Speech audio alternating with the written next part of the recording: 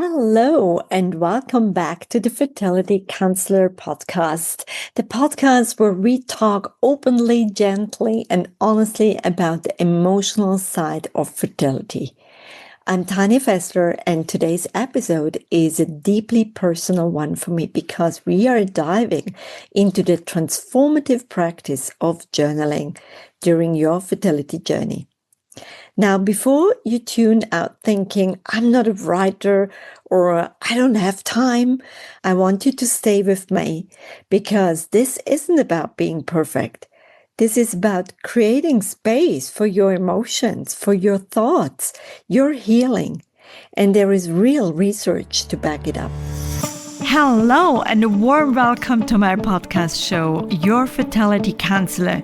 I'm your host, Tanya Fessler, and together we will dive into all things fertility, offering support, expert insights, and practical, evidence-based advice for anyone navigating their fertility journey. So grab a cup of tea and make yourself comfortable. Let's get started.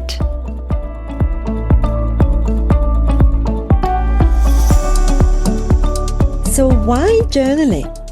Because trying to conceive, whether naturally through IVF, IUI, or other path, is more than a medical experience.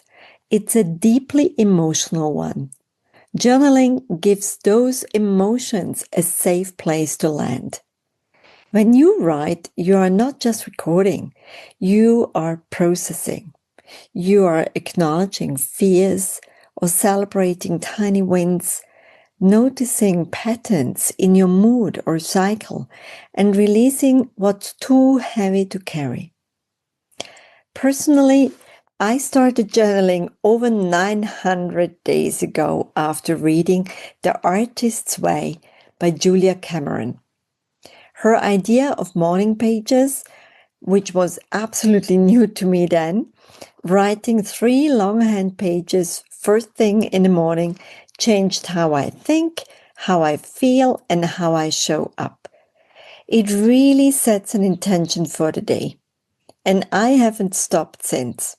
I'm now on day 907 today. And my pages look not neat. They look messy. And they encompass all the words that I would never use with people. But it's those things that can really, really help to just have this landing pad and just get it out of your system. So it's not always profound. Sometimes it is messy, but it's mine, and yours can be too. So let's bring in the science. As you all know, I really like science-backed research because, as you know very well, I always like to look at the research side of things as well.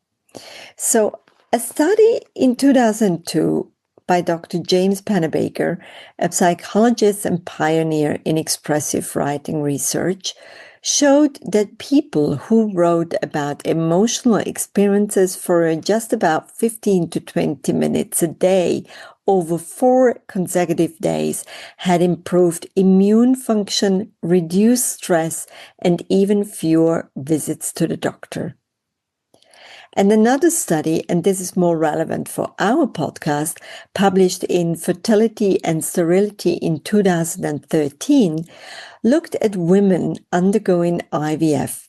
It found that those who wrote about their feelings experienced reduced levels of anxiety compared to those who didn't. In short, writing helps regulate emotions, boost clarity, and calm your nervous system. Exactly what you need on a roller coaster fertility journey. So then the next question is, what's the best time to journal? Now, I'm not sure about how you feel about, but there are different ways and options to try out and give it a go. The best time is the one that feels doable to you. But here are some suggestions. So if you use morning journaling, like morning pages, this helps to clear your mental clutter before the day starts. However, if you are using evening reflection, helps you wind down, reflect on emotional triggers, and sleep better. Or then you also have the option of using the pages after appointments or treatments. So give yourself space to process the clinical side emotionally. Or any other significant dates, such as cycle days, anniversaries of loss, or test results. So it's really up to you which one suits you the best. The important thing is consistency, not perfection. And the thing is, I sometimes do morning pages and evening reflection, and sometimes I would even use my journal again in the midst of the day after a meeting or something else I would like to reflect. So my journal is not only to set an intention in the morning, which is absolutely phenomenal to do this, but it can also be extremely helpful to reflect your day in the evening before going to bed. So I prepared some journaling prompts for you because I thought, if you are wondering, what do I even write about? I thought I want to prepare already 5 prompts that have helped both me and my clients. So one could be, what am I carrying today that feels heavy? Or you can rephrase it into, what would help me to let go? Another one could be, what do I need most right now? Another one, where am I being too hard on myself? And what would I tell a friend going through what I'm going through? Because you often find you're kinder to others than to yourself. So flip that script. And one that is truly powerful is, today I'm grateful for. Because I strongly believe that even in the darkest moments, this helps to shift your lens to resilience. And resilience is really what we need for a fertility journey. So you can come back to these prompts whenever you feel stuck or overwhelmed. They're like anchors on a stormy sea. So whether you're someone who loves fancy journals or someone who scribbles on the back of receipts or even just use blank single pages, this practice is for you. So it's really trying out and finding out what suits you the best.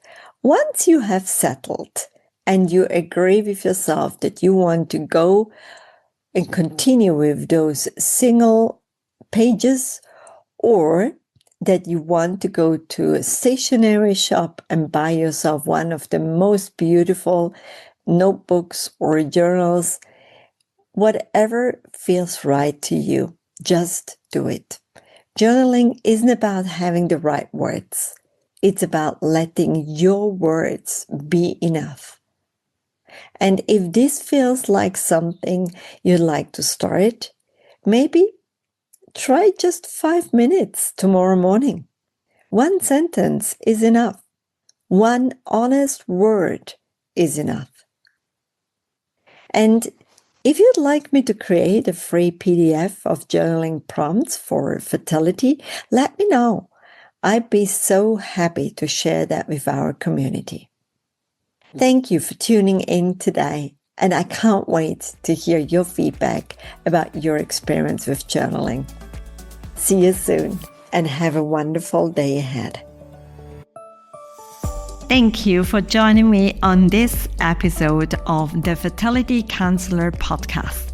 Remember, you are not alone on this journey. If you need support or have any questions, reach out to us via email at inquiries@counselingconnects.com.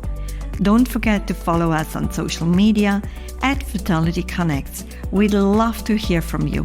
If you want to learn more about us and the services we offer, head to www.fertilityconnects.com. And if you're looking for support beyond fertility, visit www.counselingconnects.com. Take care, and we'll see you in the next episode.